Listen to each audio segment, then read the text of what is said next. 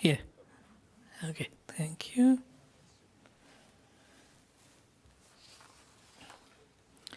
Good evening. Today is January 10th, 2024.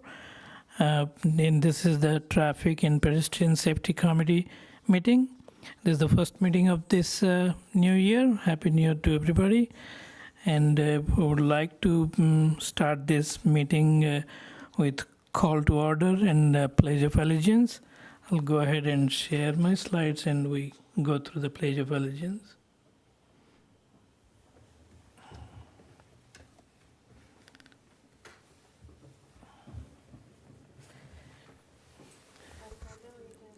To the flag of the United States and the Republic for which it stands, one nation under God, indivisible with liberty and justice for all. Thank you.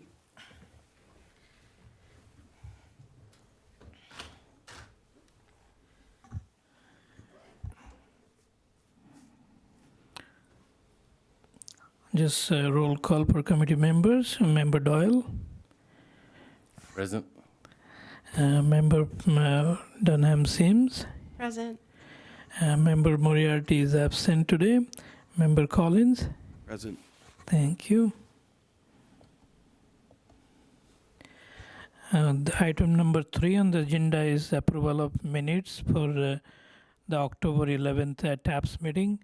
We did not have any TAPS meeting on November and December. Would like to get a motion from committee members to approve the minutes.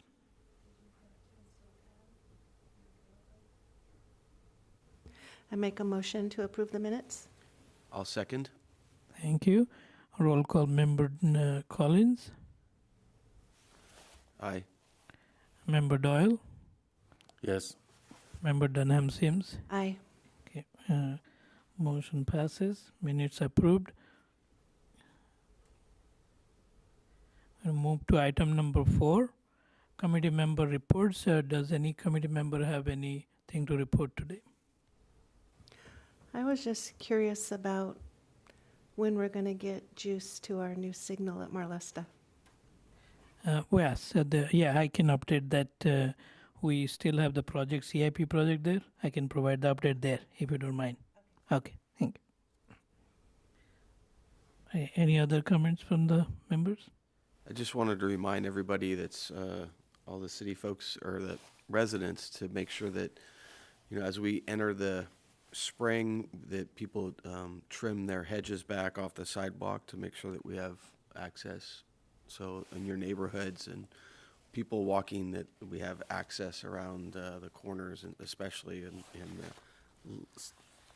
the line of sight for oncoming vehicles.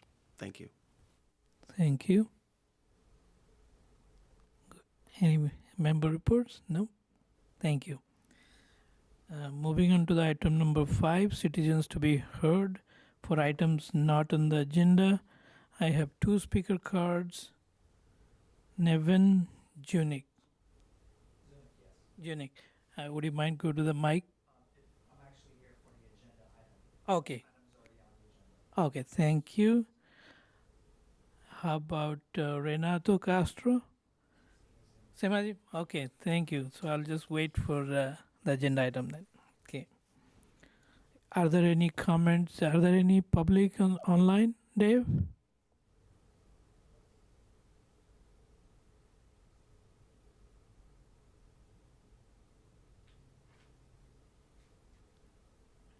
Okay, go ahead, let him speak.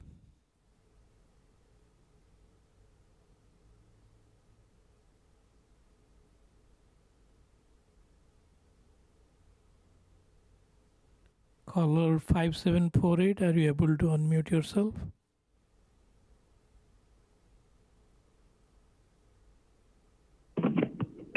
Hello, can you hear me? Yes, we can. Please go ahead. Yes, my name is Anthony, longtime senior citizen, taxpayer, resident of the city of Pinole over 40 years. I had a few public health and safety issues, and a lot of them are directly related to pedestrian traffic safety, and some of them have been brought up before. First of all, the lighting situation. We still have several outages up and down Pinole Valley Road from the Henry Avenue, Kaiser section, all the way past Trader Joe's out to almost to Castro Ranch or out past the Wright Avenue Bridge. There are street light outages, center arterial light outages.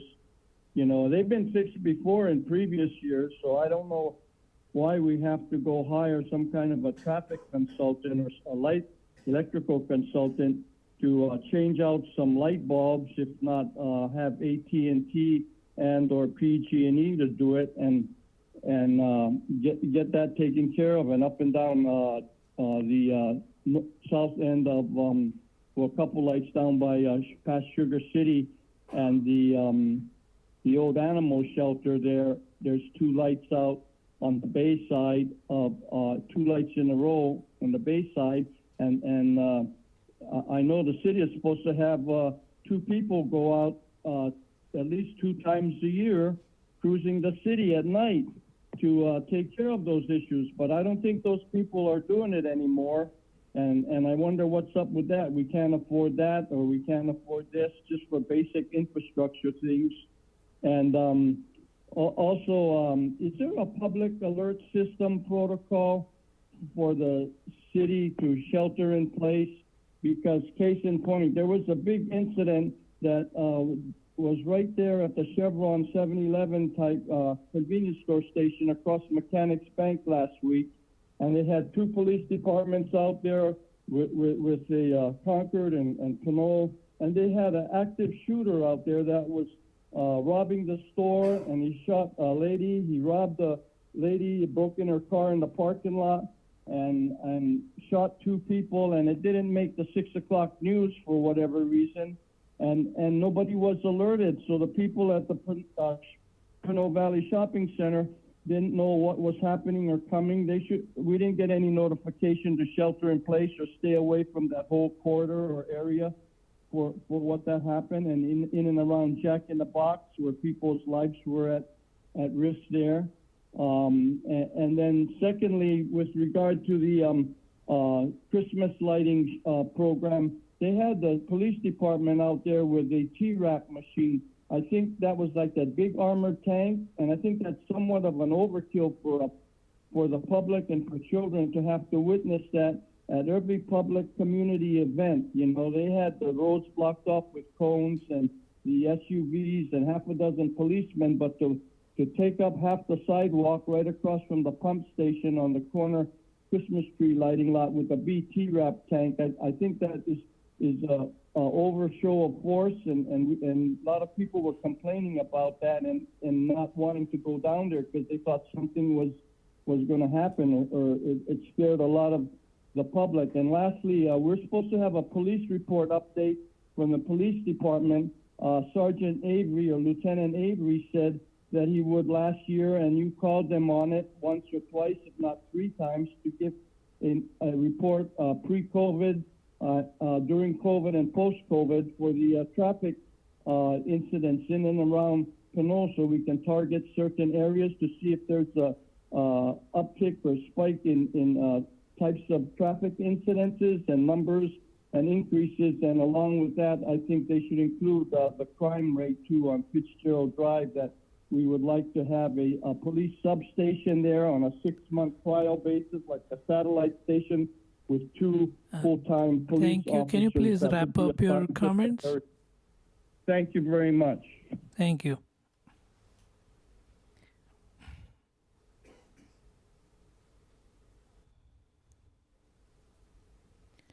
Dave, are there any other speakers online? Thank you. So just an update, a response to Anthony's comment regarding PD. Today PD is present, a representative from PD is present here to provide us some update on their activity and what they're doing. And move on to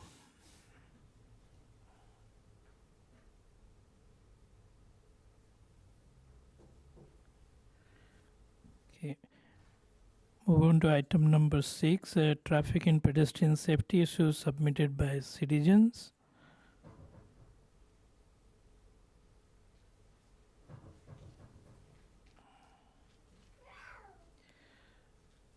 So one of the concerns was submitted by few citizens that I believe two speakers are here today regarding Kildare Way and Tara Hills and Drive intersection. Concerns at the intersection and drivers not stopping. Would you like to comment on that? Go ahead.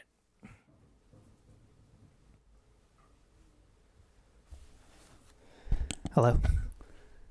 My name is Nevin Zunick, and I've been a Pinole resident since 2010, since I purchased my home there on Wild Court, about a block away from that intersection, Terra Hills and Kildare Way.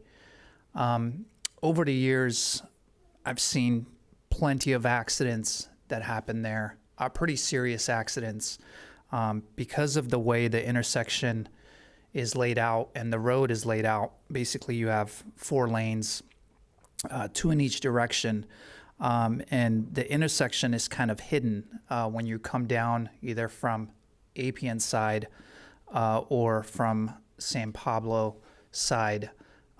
You're coming around a turn, and the intersection is basically hidden, and a lot of drivers tend to roll through there. And in the last 14 years I've been there, Pinole PD has made a effort, different, amounts each month and each year, where they hang out there and enforce the traffic and people stopping.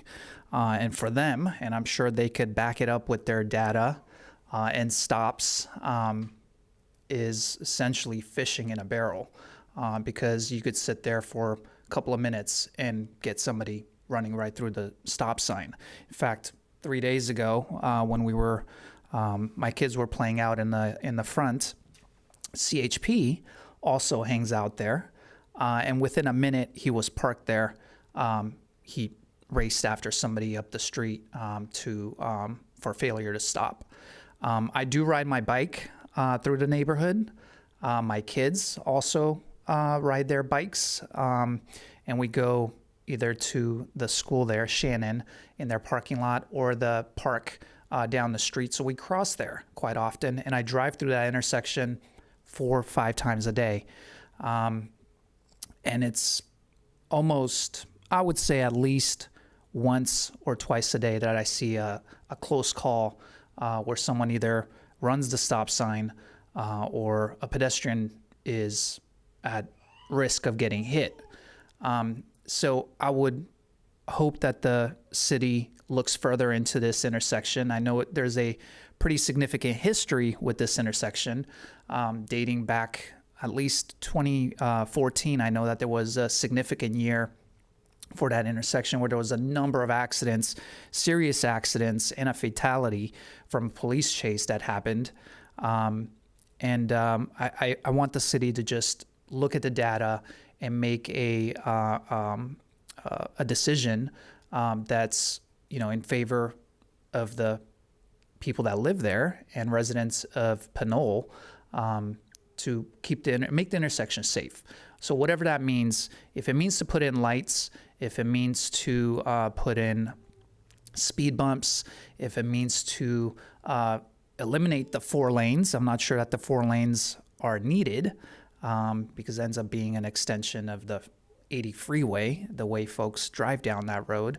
I just want the city to look at the data that I'm sure Pinole PD can provide, and CHP, because again, they're there all the time, and make a decision on what needs to be done to improve the safety of that intersection. And personally, I've had close calls with my bikes and also driving where people almost take me out, or my kids and my wife as we're crossing the street. So want the city to take it into consideration, and hopefully we see a change there soon. Okay, thank you. Thank you. Renato?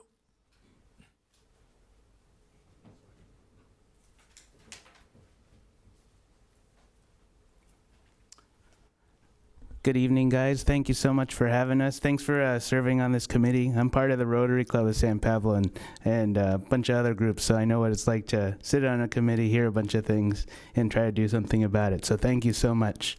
I'm Nevin's neighbor, and I've been living in Pinole for 10 years now. Grew up in El Sobrante, San Pablo, so I've been here forever.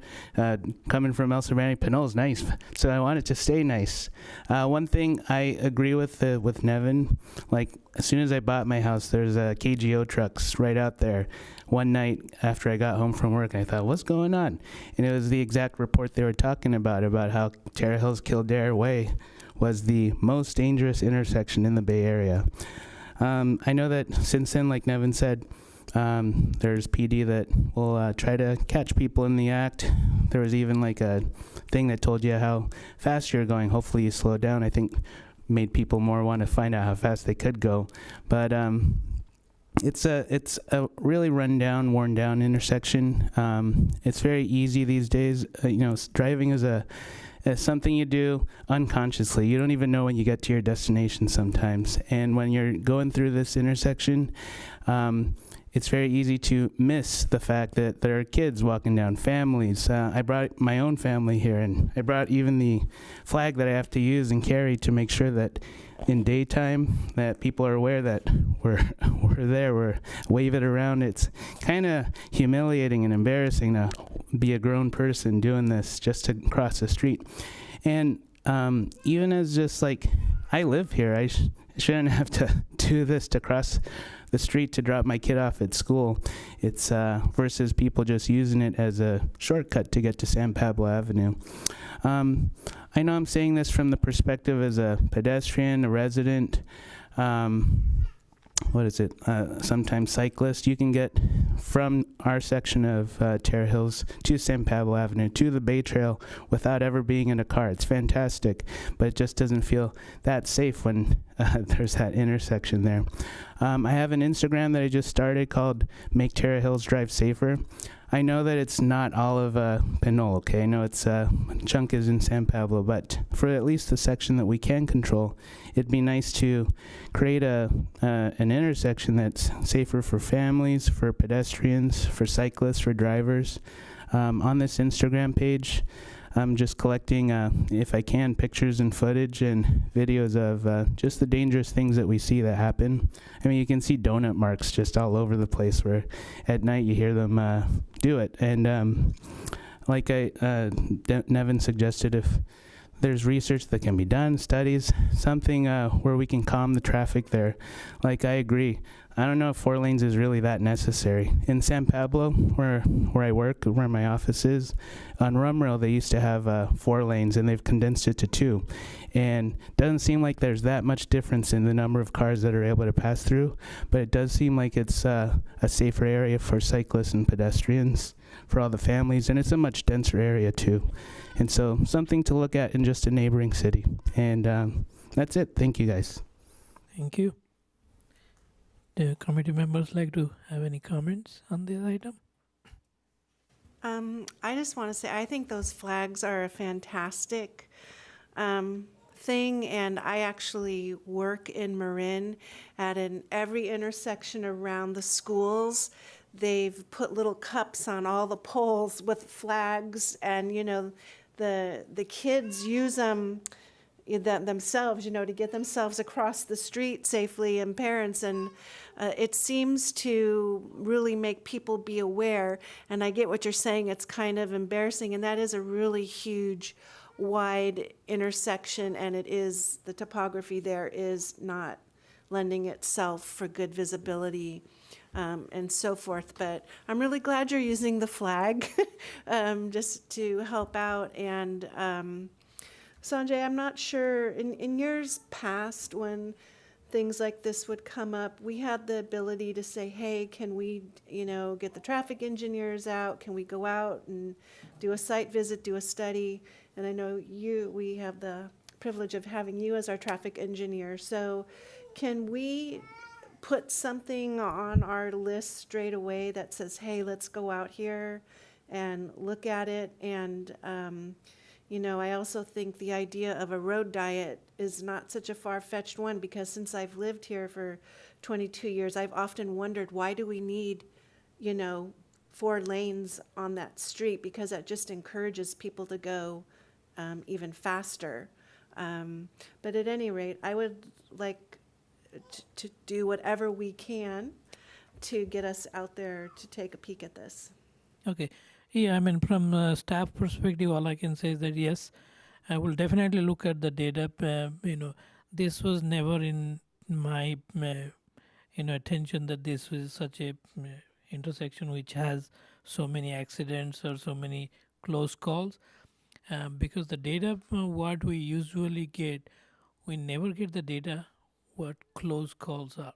We get only the data if there is an accident, there is a property damage or a injury. That's all the data we get. So anyway, I can verify with our PD and all the data we have, and this is a good thing that actually the residents are bringing this up. We can look at it. I would encourage actually the residents and as well as staff members.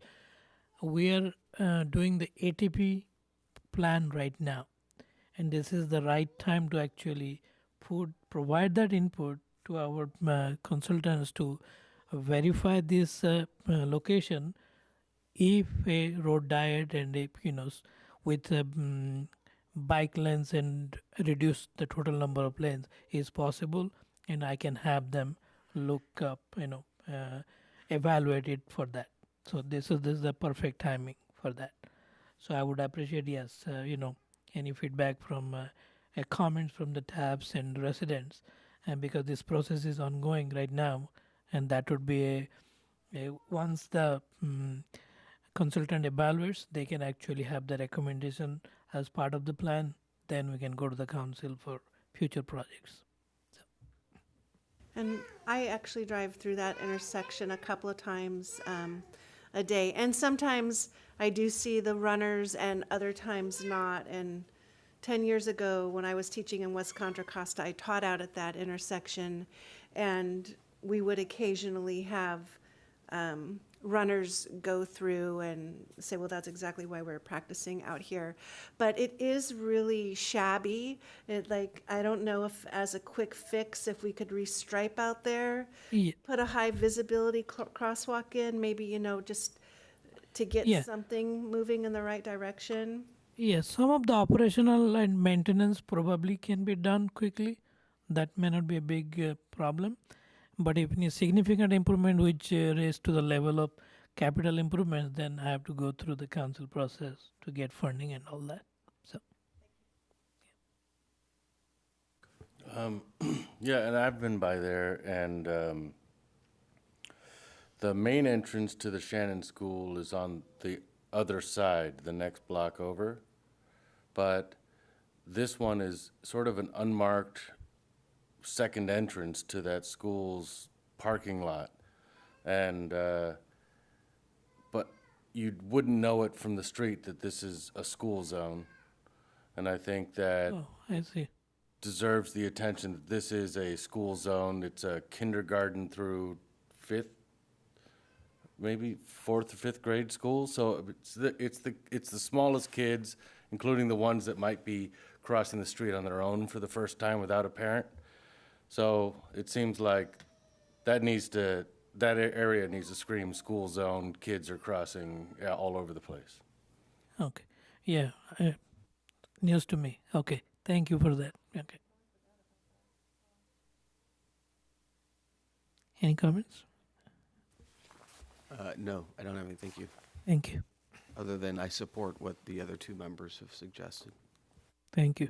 Yes, I will put this as a project as I usually do for all my list, and I'll keep it as a rolling item until I can address this. Thank you for your comments.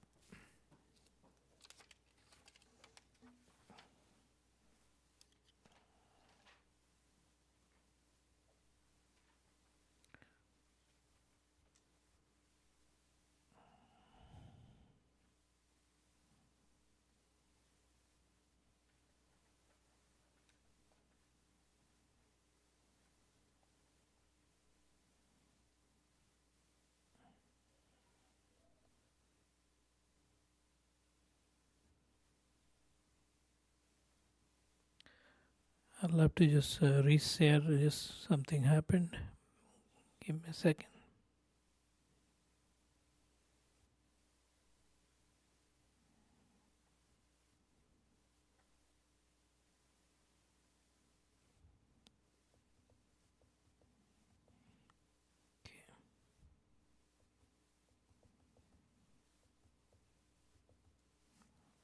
Well,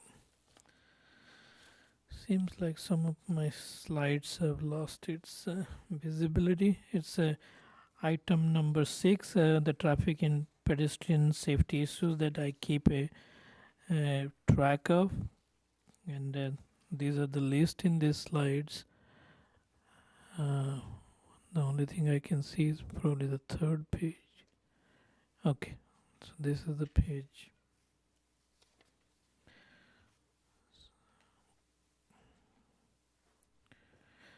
So there's the Caltrans right of way. Well, there are a few items actually updated in the. I'm sorry, I'm going to reshare.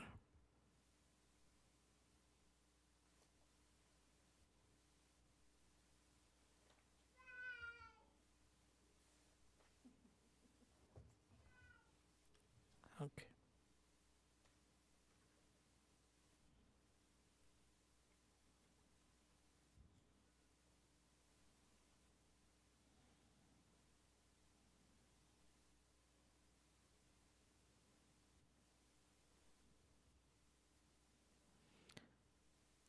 Okay, thank you.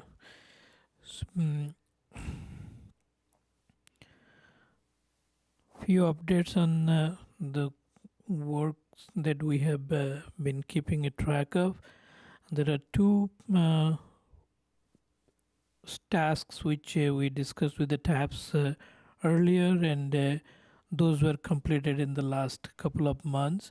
And those are the crosswalk at 10 and Pear and Plum Street, that right in front of the city hall here.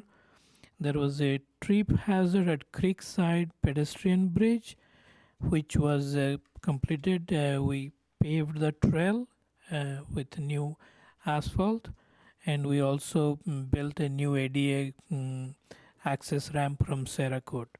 So the item number 10 is also completed. So these are the few things that got done in the last couple of months. I do not have any other update here, and these are still ongoing, and as some of the works will still be done. It's not complete yet. And these are Caltrans details, the projects which you are still keeping track. Any comments on this? Are the sidewalks on 4th by San Pablo on the list, on the plan anywhere? Yes, it is here. Then enhance the crosswalk visibility at the San Pablo and 3rd, I believe, or 4th. I see the list we have on the 3rd. Yeah, it was 4th. Okay. So It's not visibility, it's just the sidewalks are impassable. okay, so for the sidewalks, I'm going to the subcommittee in January 22nd, and I am proposing to the Municode subcommittee to actually adopt a sidewalk program for the city. so which I'll provide the details once I present it to them uh, in the next TAPS meeting. So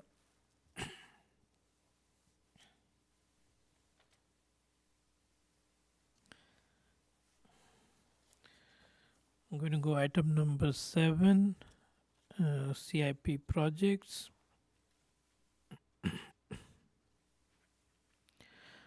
So APN Way, more or less the intersection project, and this project is still ongoing, but we are almost at the end of the project. The project has already completed installation of the traffic signals. They are all energized. The only thing we are really waiting for now is to signal to have the signal timing charts and our vendor for video detection, and we are expecting that to be completed and be active on 18th of this month. So that is what it is scheduled for, hoping everything goes well. Currently we are just operating as that as a 4-way stop sign, and we have some of the traffic signs in place to operate, but we do hear complaints about people still passing through. But we hope that the traffic light will be in operation before end of this month. But 18th is what we are planning to do. So That's very good news. Is the signal actuated or will it be timed? no, it will be video detection. The intersection has 4 video cameras. It will detect traffic and it will actuate with the time, but detecting traffic during night time if there's no traffic, so it will move quicker. Okay, so in other words, will Appian rest in green until a side street triggers or a pedestrian? Yes, yes. Thank you.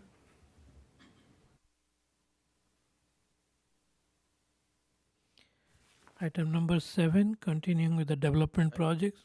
Go ahead. Sanjay, sorry, I have a question about the no turn on red sign at that signal light. Mhm. Can you explain the reason for that? Is it for the right turn lane? There's a sign up on the pole saying no turn on red. I'm assuming when the light goes live, Yes. while cars turning that way. I believe it must be for the right lane. Yeah. So the idea is to not having people cut across when it is green, and because of the visibility, there's a possibility that somebody is speeding down the road and hitting the traffic who's going to turn right, not waiting for the light. And especially these are very common during school hours when the traffic is, everybody trying to get through. This is very common occurrence. People, get broadside crashes. So. Okay, thank you. That's the only feedback I've gotten from that intersection so far from some of the residents is why that no turn on red is there. And makes sense that during school hours or during commute hours, it might be safer to do that, but maybe just a suggestion that that the no turn on red is during certain times of the day. We could look at that, 6 months or a year and see if that can be reduced. Yeah, definitely. There are actually, no turn on red signs with the time saying that, okay, mornings 7 to 9, afternoon 3 to 5. We can actually enhance that going forward. We can look into it. So I'm going to play devil's advocate and say that I actually like the no turn on red only because of the topography. If you're wanting to make a turn on, you have to completely block the crosswalk to nose out, to look left, and with the hill and everything. But at any rate, your idea is a valid one too.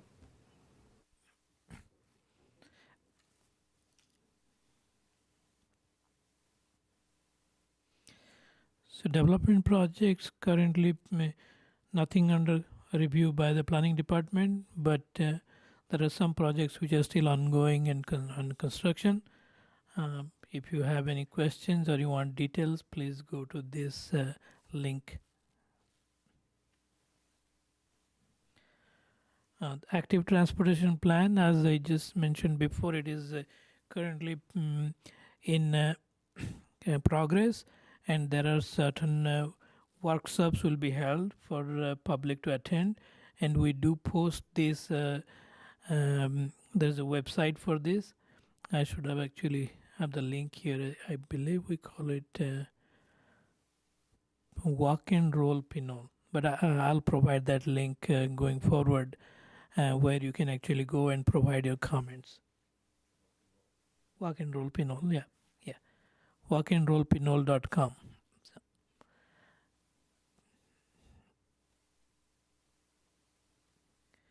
There are no grant update for now. We are working on the grant we received as a CIP project for a few intersections. There are any future agenda items from committee members?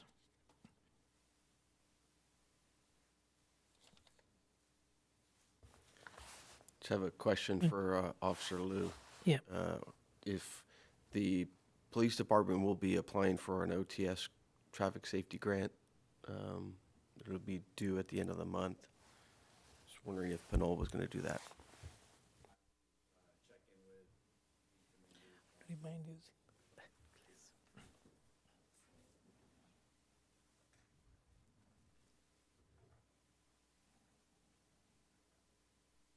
Thank you.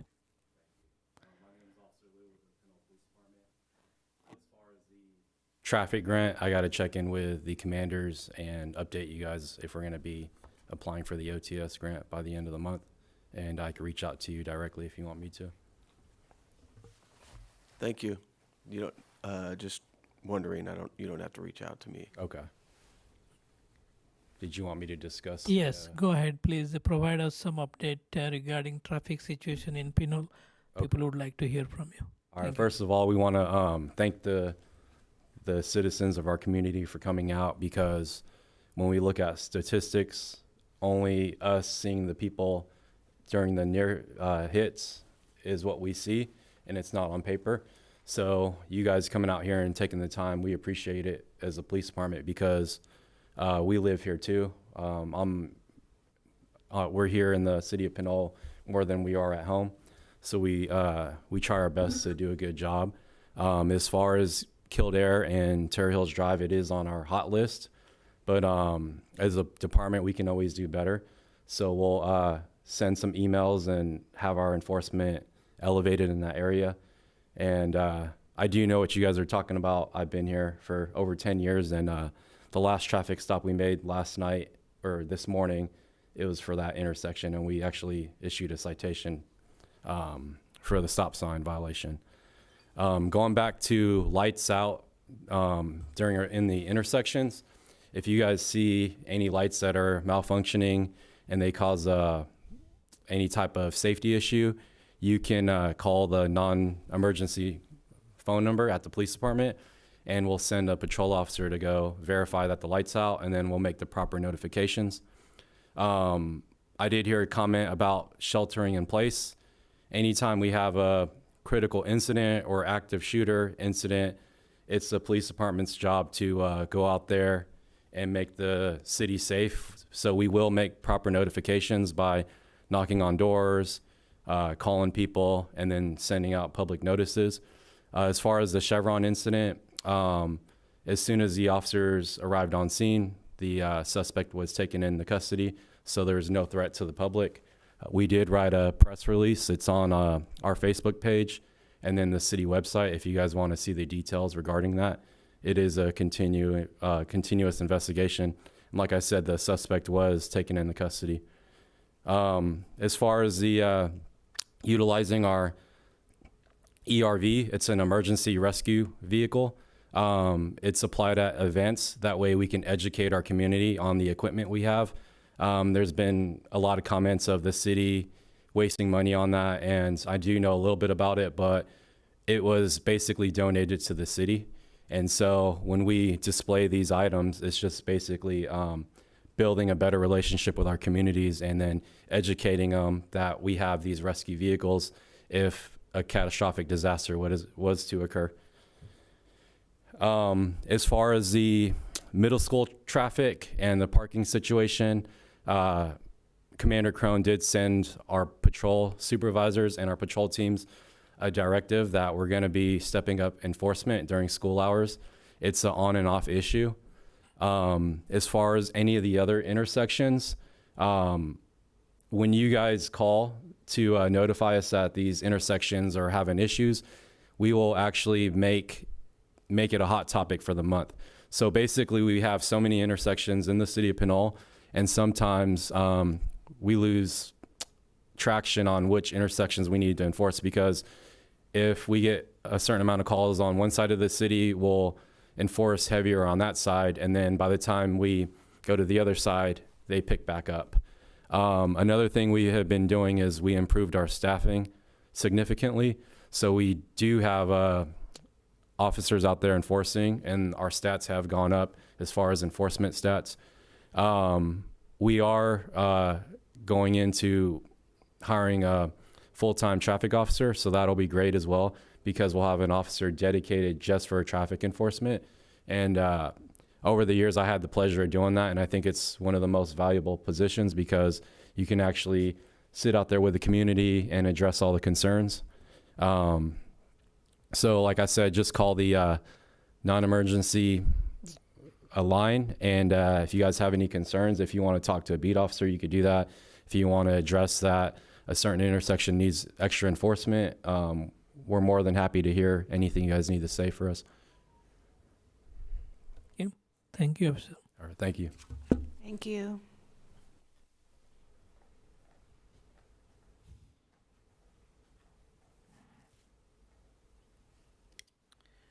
Do you have any future agenda item requests? I'm curious, where are we with Man Drive? I know we kind of rejected the plan that was presented, and where are we at? Yeah, I'm just going to give you a verbal update Okay. just next. Oh, sorry, it's right there. Yeah. Yeah, sorry. No problem. It's okay. Anything else?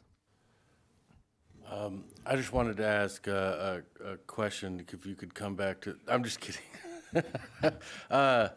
I was wondering if it's sort of related to the grants, but the federal money for things like electric vehicle charging, is Pinole expecting or have a forecast of what we might get as far as new infrastructure from the federal government?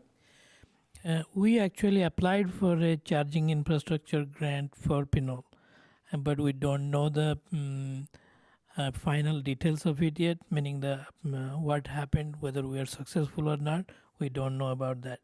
But we requested about $1.1 million for about 24 EV charging locations for the city. So, but I know there's one more grant for the EV charging just for city fleet has come up recently, and that has a due date of February. So we're going to apply for that too. But there is, I can't tell you if we're going to be successful or not, but we are applying. So, thank you. Okay.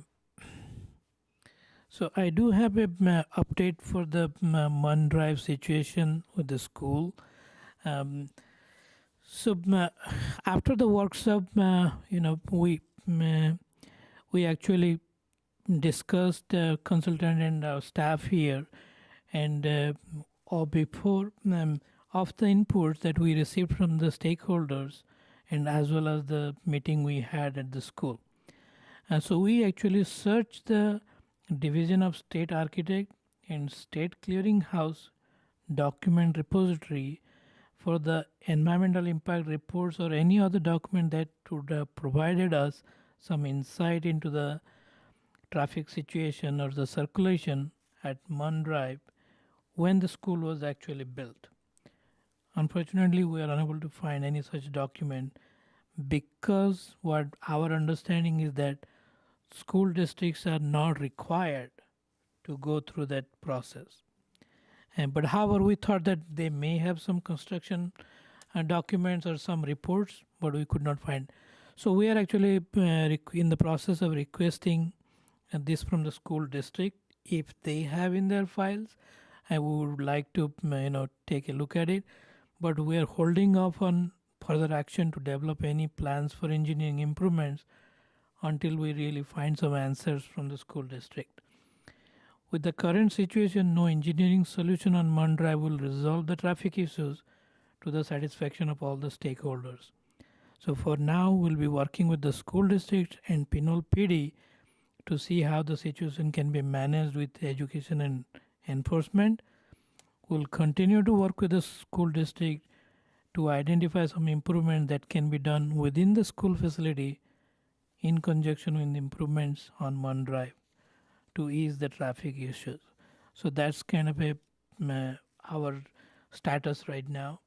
And I'm going to probably counsel to provide the same update and status sometime the first or the second council meeting in February.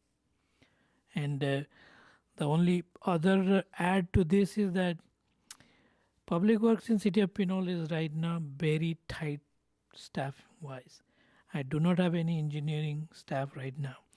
Our CIP manager, she quit, she moved to a different city. We used to have an associate engineer position, which is also vacant for almost 6 months, and we do not have any applicants for these two positions we have been trying to recruit. So it seems to me that it's going to be like that for a while until these positions are filled. So these are the things that will actually, some of these efforts will suffer because it's just by myself, 2 inspectors who are actually helping out most of our permitting and the CIP construction projects that are ongoing for that. So that's where we are.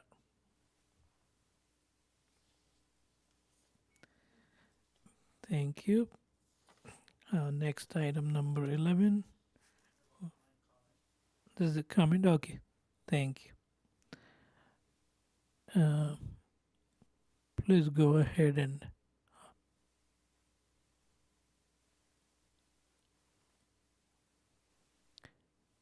Mr. Waspring, can you? Okay. Oh, hello. Can you hear me? Yes, we can. Yes, I just wanted to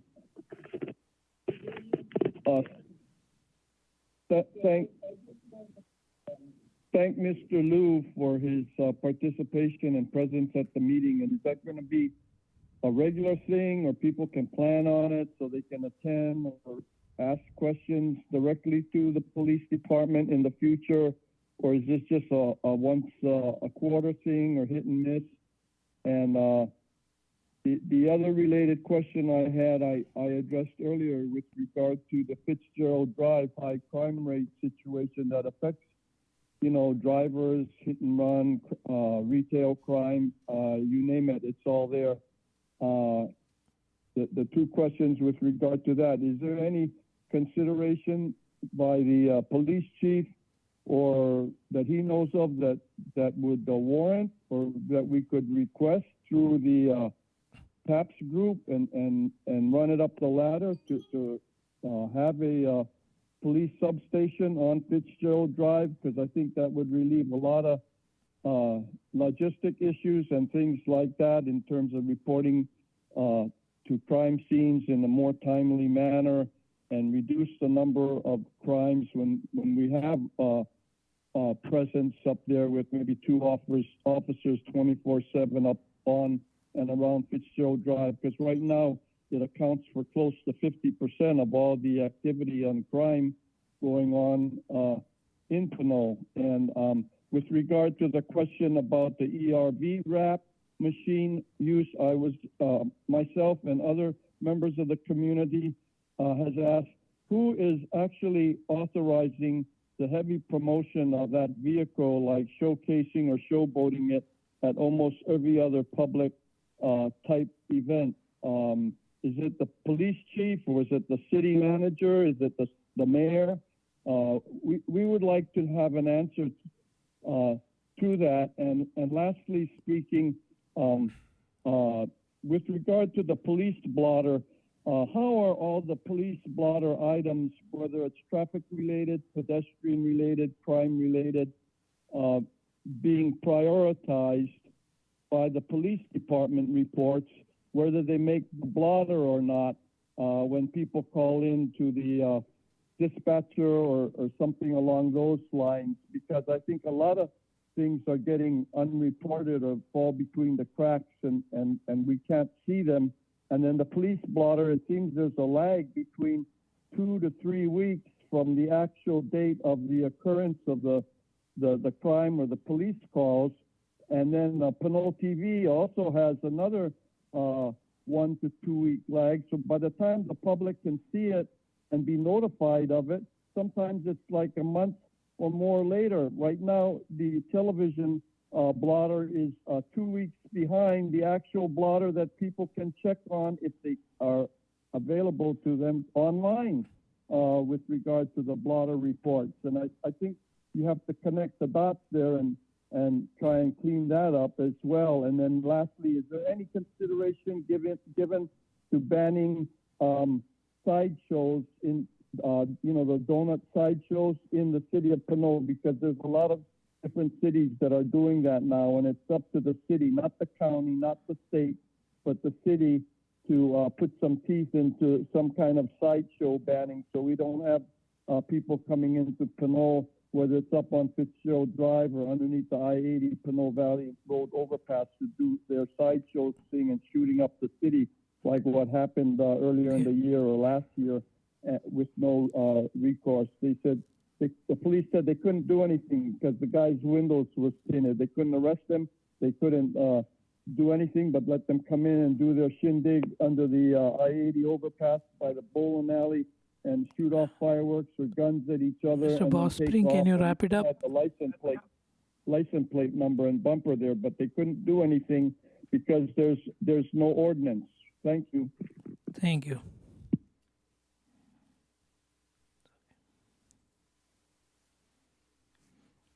Okay. Do you have any comments? I don't know if Officer Liu has the time or anything to respond to any of that. If you do, great. If you don't, thank you for being here. We appreciate it. I can, you guys can relay this. We have coffee with the city. That's once a month. It occurred today. If you want to, you guys can relay that. I can go up there and tell them. Yeah, only thing, whatever chief has authorized you to, you can go ahead. Yeah, go ahead and, yeah.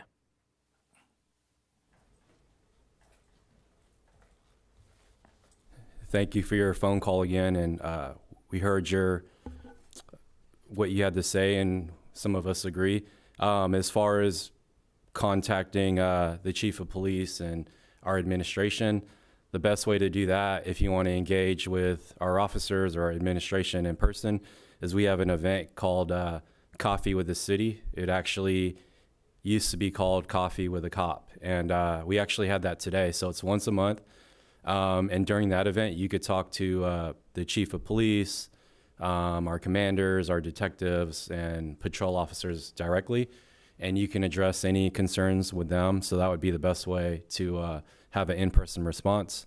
As far as updates on any type of ongoing crime trends, right now we're using like Facebook and Instagram. So if you guys have the social media, you could get on that, and we post on a regular on those programs. Yep. Thank you. Any other comments from the committee members? Okay. And item number 11, would you like to adjourn?